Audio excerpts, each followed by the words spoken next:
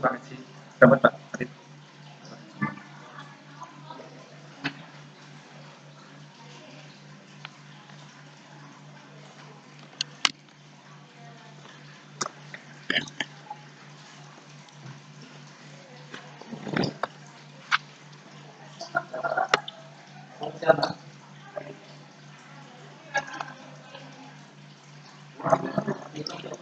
Assalamualaikum warahmatullahi wabarakatuh.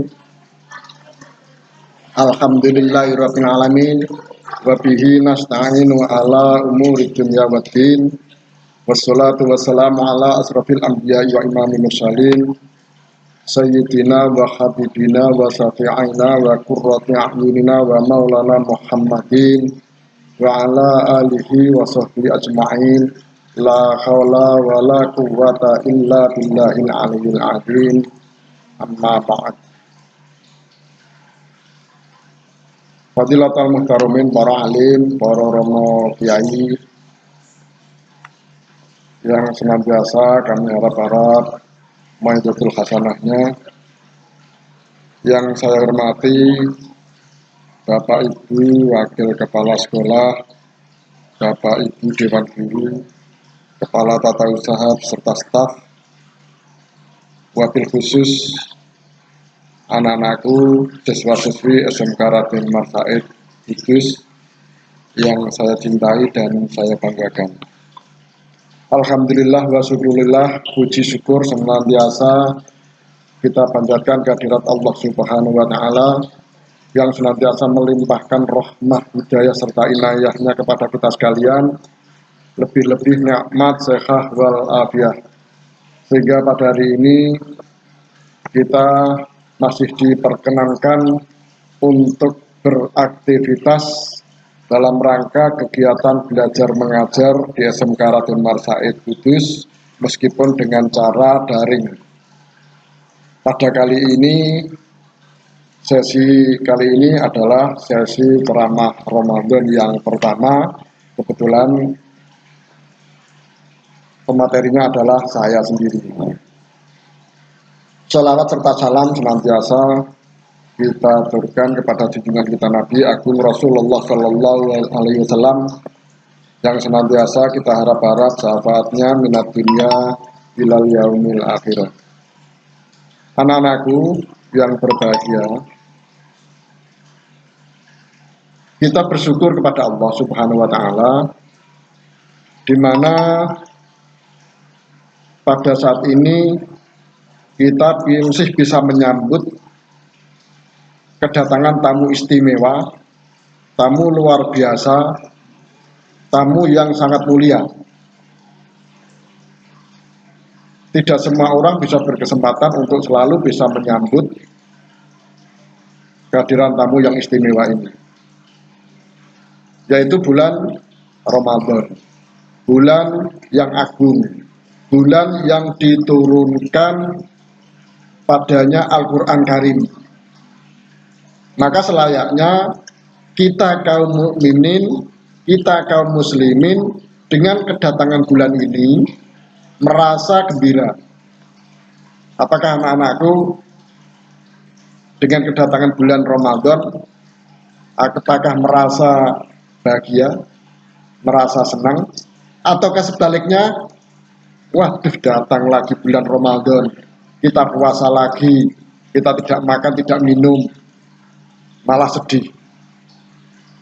Apakah kita benar-benar bisa merasakan bahwa kita gembira, kita sambut gembira dengan senang hati kedatangan bulan Ramadan ini? Kedatangan bulan ini adalah merupakan kesempatan emas yang Allah ingin berikan kepada kita untuk menggugurkan dosa-dosa kita. Karena bulan Ramadan Allah Subhanahu wa Ta'ala syariatkan karena adanya hikmah-hikmah yang agung sekali. Di antara hikmah dari bulan Ramadan adalah melatih kesabaran diri kita. Melatih kesabaran kita untuk menahan dari sesuatu yang bisa membatalkan puasa.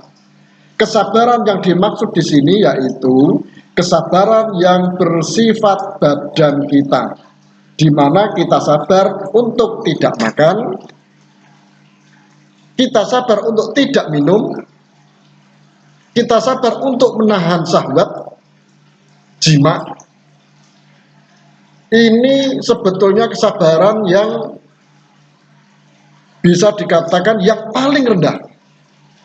Karena para ulama mengatakan bahwa sabar itu ada 3 tingkatan. Tingkatan yang pertama adalah sabar dalam rangka mentaati Allah Subhanahu wa Ta'ala. Tingkat yang kedua adalah sabar untuk meninggalkan kemaksiatan. Kemudian yang terakhir yaitu sabar dalam menghadapi musibah, lapar, haus, dahaga. Maka kenapa Allah Subhanahu wa Ta'ala mensyariatkan hamba-hambanya untuk lapar selama sebulan setiap hari? Karena di sana ada hikmah-hikmah yang luar biasa juga. Apa itu? Yang pertama, dari hikmah puasa, terutama puasa bulan Ramadan, 11 bulan kita sudah makan, minum, makan, minum. Sementara Rasulullah Shallallahu Alaihi Wasallam mengatakan bahwasanya seburuk-buruk bejana untuk dipenuhi adalah perut. Kata Rasulullah Shallallahu Alaihi Wasallam, tidaklah anak Adam memenuhi bejana yang lebih buruk daripada perutnya sendiri. HR Tirmidzi, Ibnu Majah, Ahmad. Bayangkan Rasulullah Shallallahu Alaihi Wasallam mengatakan bahwa bejana yang paling buruk untuk dipenuhi adalah perut sendiri. Kenapa? Dari makanan itu banyak penyakit-penyakit, belum lagi racun dan yang lainnya. Maka ini hikmah yang bersifat fisik. Allah ingin bersihkan badan kita, dikeluarkan toksin-toksin, racun-racun dari tubuh kita. Tentunya insya Allah memberikan juga kesehatan dan kekuatan di dalam puasa kita. Makanya di Jepang sedang berjamuran rumah puasa untuk pengobatan pengeluaran toksin dari dalam tubuh, di mana mereka di rumah tersebut berpuasa dari semenjak tabir fajar, terbit fajar sampai terbenamnya matahari. Yang kedua, hikmah yang agung yaitu bagaimana mensucikan hati kita dengan berpuasa. Karena dengan kita berpuasa di bulan Ramadan, di setiap hari kita berpuasa, di malam hari kita sholat tarawih. Maka dengan seperti itu, Masya Allah, memberikan kesucian hati kita. Allah Subhanahu wa Ta'ala ketika menyebutkan tentang kewajiban bulan Ramadan, Allah menyebutkan hikmahnya yang agung.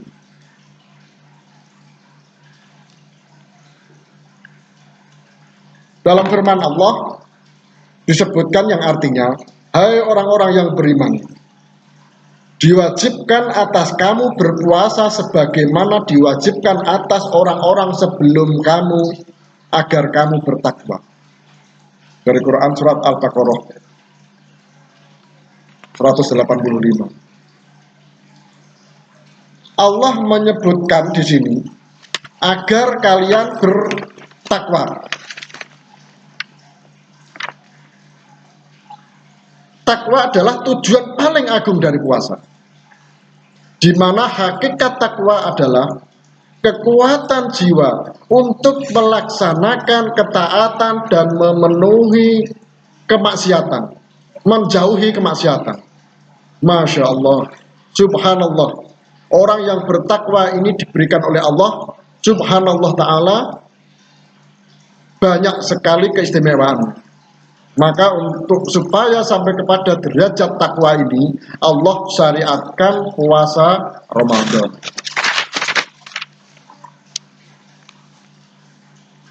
Kita berpuasa sebulan penuh, subhanallah. Rasulullah Shallallahu Alaihi Wasallam berkata, hendaknya kamu beribadah puasa karena ibadah puasa itu tidak ada tandingannya. Bagaimana maksudnya tidak ada tandingannya? Karena di dalam puasa terdapat kesabaran, sementara pahala sabar tidak ada batasnya. Bukanlah Allah Ta'ala berfirman, sesungguhnya hanya orang-orang yang bersabarlah yang dicukupkan pahala mereka tanpa batas. Quran surat Az-Zumar 10. Masya Allah, amalan yang lain ditulis oleh Allah 10 sampai 700 kali. 10 sampai 700 kali lipat. Sedangkan untuk puasa tidak. Ini hikmah yang sangat agung sekali. Membentuk ketakwaan itu bukan perkara yang mudah, anak-anakku. Membentuk ketakwaan itu butuh kepada kekuatan jiwa dan hati. Dan untuk membentuk jiwa takwa ini harus dengan menyusahkan diri dulu. Bayangkan, sebulan penuh puasa, hasilnya luar biasa. Memang segala sesuatu harus susah dulu. Apalagi untuk mendapatkan surga Allah Subhanahu wa ta'ala, untuk membentuk jiwa takwa memang harus dipaksa hati kita ini. Memang sudah sunatullah, anak-anakku.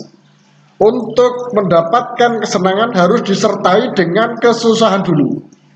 Maka Allah Subhanahu wa ta'ala syariatkan bulan Ramadan ini puasa 30 hari atau kurang 1 hari, menyusahkan diri kita untuk berpuasa demi untuk memberikan hati kita supaya hati kita lebih indah dari sekedar mutiara, supaya hati kita berkilau dengan cahaya iman. Subhanallah. Anak-anakku, bukankah ini sebuah hikmah? Hikmah yang luar biasa sekali dalam kehidupan kita. Karena kesempurnaan manusia bukan dengan banyak makan, anak-anakku. Orang yang banyak makan, saya yakin badannya mudah diserang oleh penyakit. Lihat orang-orang yang sehat, ternyata mereka harus diet. Untuk diet, makannya harus dikurangi. Biasa makan 3 piring, dikurangi setengah piring. Tidak boleh makan ini, itu, menahan diri supaya badannya tetap bugar, ramping, enak. Ternyata supaya itu saja kita harus menyiksa diri. Apalagi untuk mendapatkan prediksi takwa, predikat takwa, nggak bisa sembarangan. Anak-anakku yang saya sayangi, jadi puasa Ramadan, Allah Subhanahu wa ta'ala mensyariatkan kepada kita sesuatu yang memang untuk kebaikan kita. Allah sayang kepada hambanya, terkadang dengan cara nyusahin dikit, seperti dulu Nabi Yusuf alaihissalam, kurang apa takwanya beliau?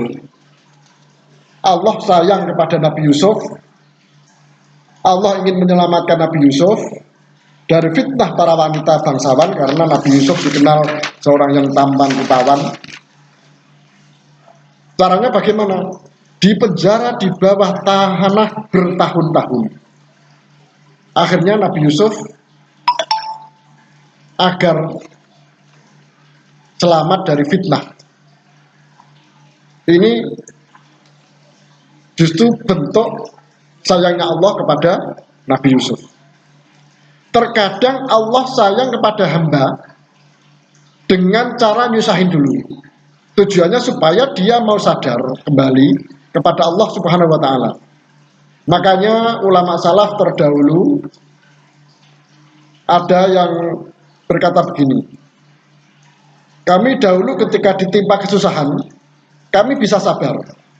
Tapi ketika kami ditimpa kesenangan, kami tidak bisa sabar.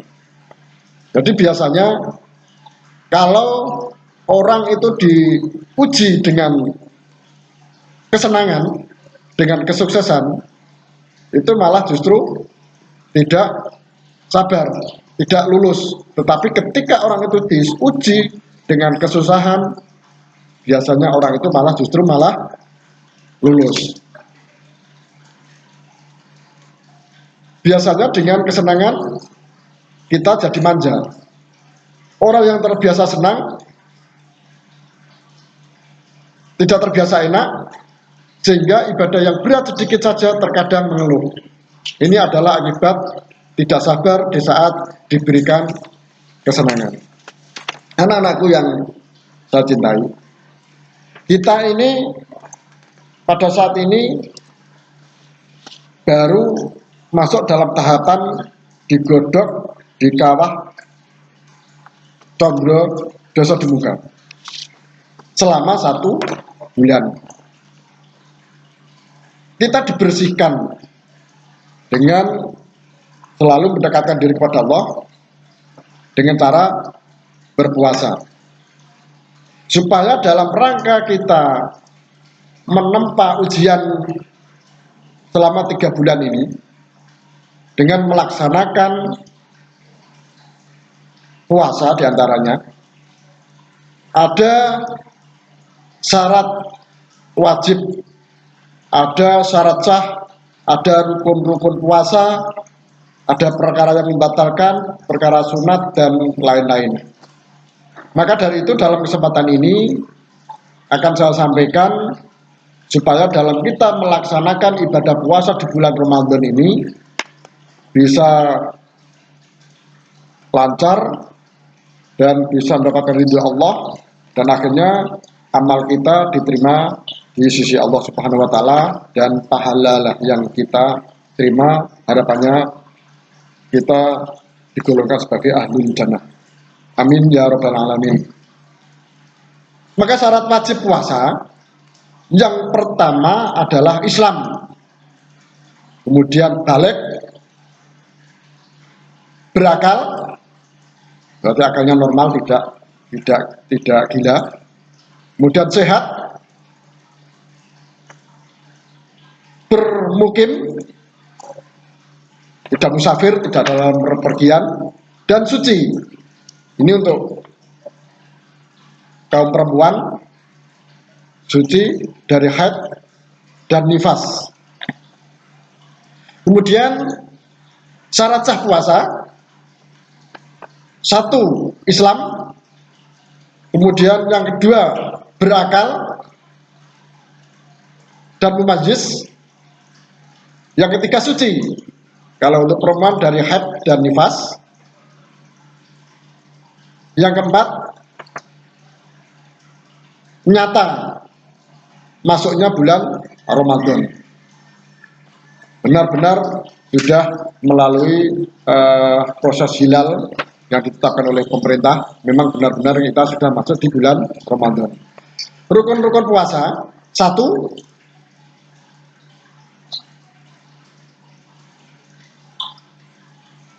orang yang berpuasa, orang yang puasa. Dua, berniat.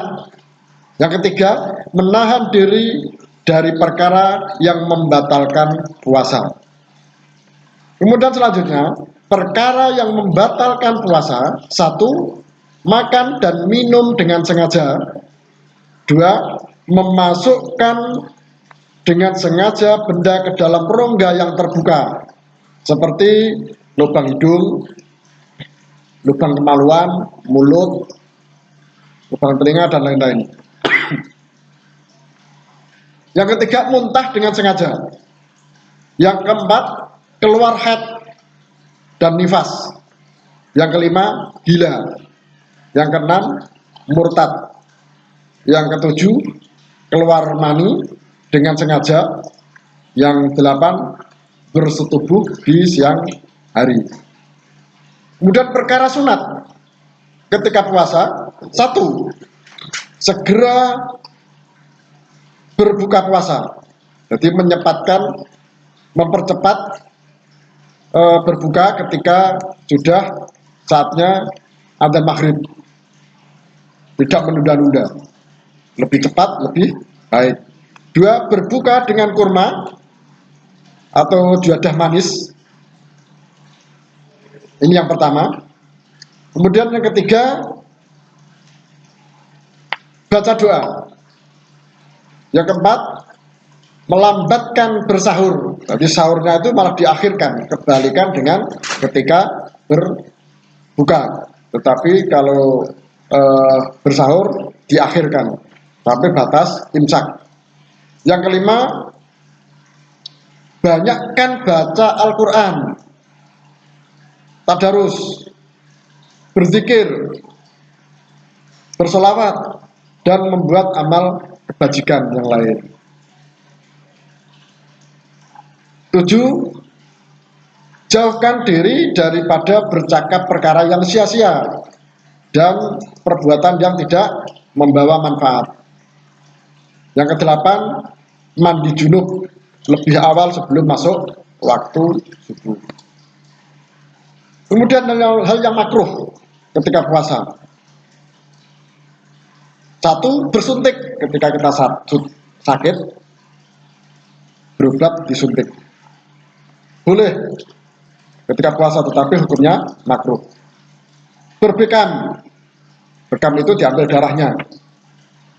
Berkumur-kumur, nah, jadi kalau wudhu, kalau kita baru wudhu, justru kalau kita berkumur itu malah hukumnya makruh. Memasukkan air ke dalam rongga hidung secara berlebihan. Mandi yang berlebihan. Biasanya anak-anak kalau pulang sekolah merasa panas itu mandi, nanti sebentar lagi mandi lagi karena panas. Itu makruh.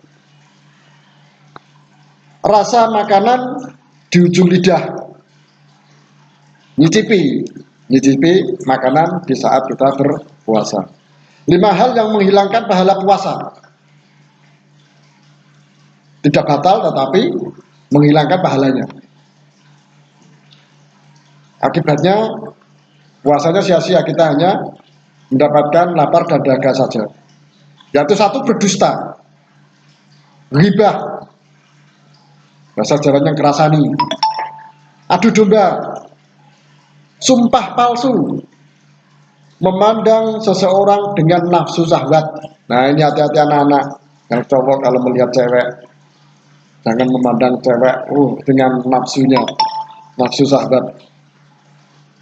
6. Mengeluarkan kata-kata keji atau cacian atau caci maki. Kemudian golongan yang wajib qadha untuk puasa. 1. Orang sakit yang ada harapan untuk sembuh. Berarti nanti kalau sembuh harus mengqadha puasanya. Orang yang musafir, bukan karena maksiat pepergiannya, selain dari maksiat, boleh membatalkan puasa tetapi besok harus mengqadha. Orang yang kedatangan haid dan nifas, Ini biasanya ibu-ibu atau kaum perempuan. Oh, yang keempat, orang yang meninggalkan niat puasa. Jadi tidak puasa, tidak niat puasanya, tidak memakai niat. Berarti tidak sah puasanya, harus mengkodok. 5, orang yang sengaja melakukan perkara-perkara yang membatalkan puasa.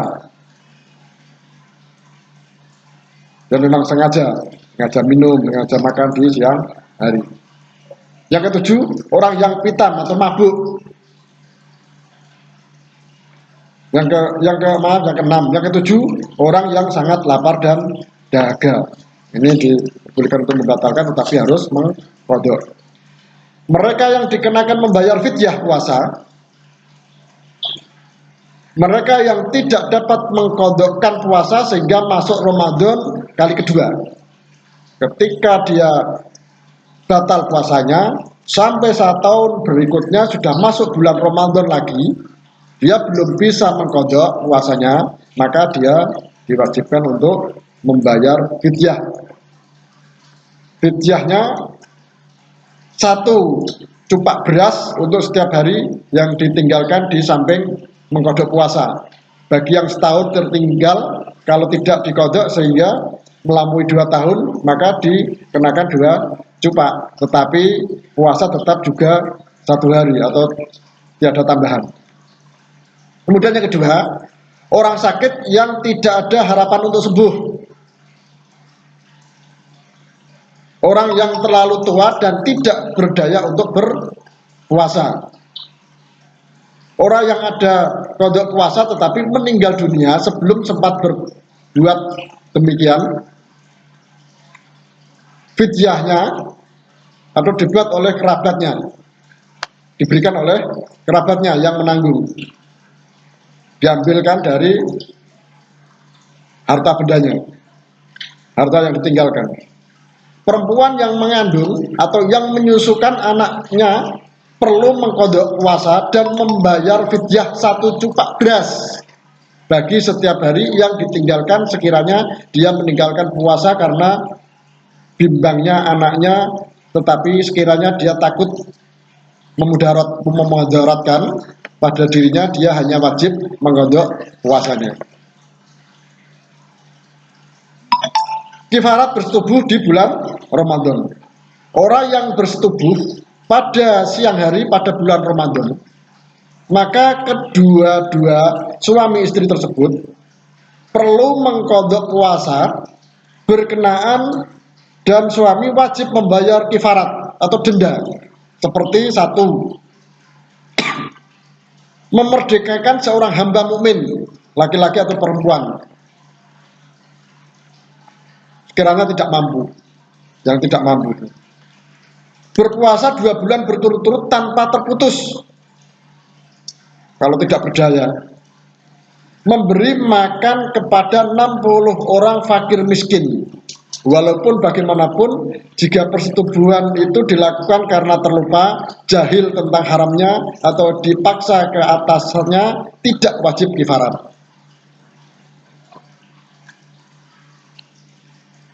Tingkatan puasa. 1, puasa umum, sekedar menahan makan, minum, dan keinginan berjima. Yang 2, puasa khusus, memelihara mata, telinga, lidah, tangan, dan kaki dari melakukan dosa selain menahan diri dari perkara di atas.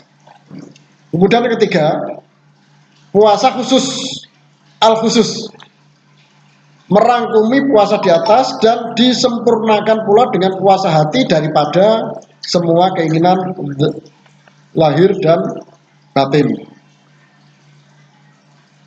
Kemudian mereka yang dibenarkan untuk meninggalkan puasa. 1, orang yang hilang daya upaya seperti sakit, yang apabila berpuasa akan menambahkan keuzuran. Orang yang hilang daya upaya seperti sakit, yang apabila berpuasa akan menambah keuzuran.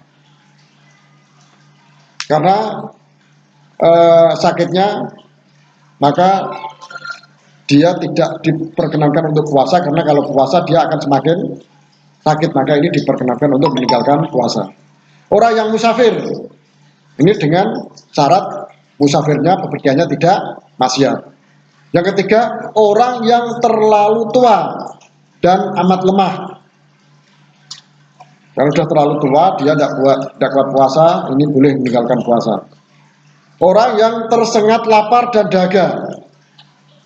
Tersangat, orang yang sangat lapar dan dahaga. Mungkin karena dia bekerja keras, dia di bawah terik matahari seharian, maka akhirnya dia lapar dan dahaga. Sangat lapar dan dahaga dan tidak bisa ditahan. 5. Perempuan hamil atau menyusukan anaknya yang apabila berpuasa boleh memudaratkan diri, atau anak yang disusui itu.